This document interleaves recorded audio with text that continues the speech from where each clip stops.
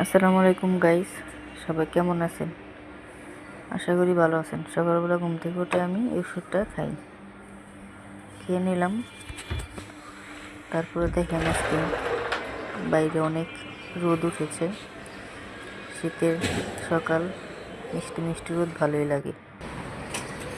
তারপরে দেখেন এখানে সবাই যার যার কাজে নিয়ে সে বিজি, সবাই যার যার কাজ করে।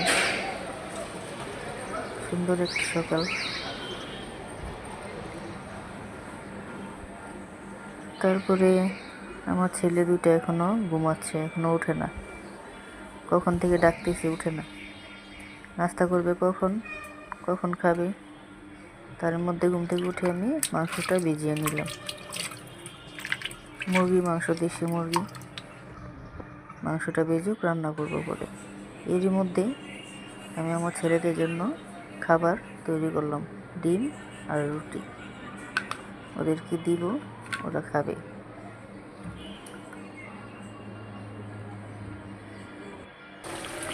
তার মধ্যে আমি মাংস রান্নাটা বসিয়ে দিলাম।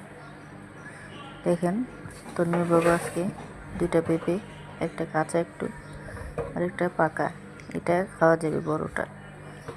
তেল, চিনি, কলা, ডাল, এগুলাই।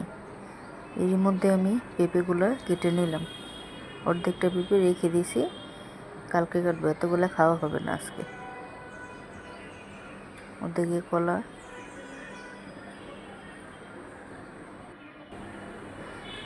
তার মধ্যে আমি রান্না বসিয়ে আমার রুমগুলো একটু গুছিয়ে নিলাম। দেখুন আমার নিউ চ্যানেল, প্লিজ সবাই একটু সাবস্ক্রাইব করে দিবেন।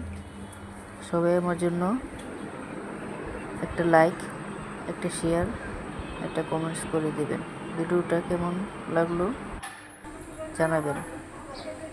তার মধ্যে মাংস রান্না করে নিলাম, সবজি, দুপুরের খাবার, জোড়া মাংস। ওদিকে ভাত রান্না হয়ে গেছে। ওদিকে আমার ছেলের জন্য গরম পানি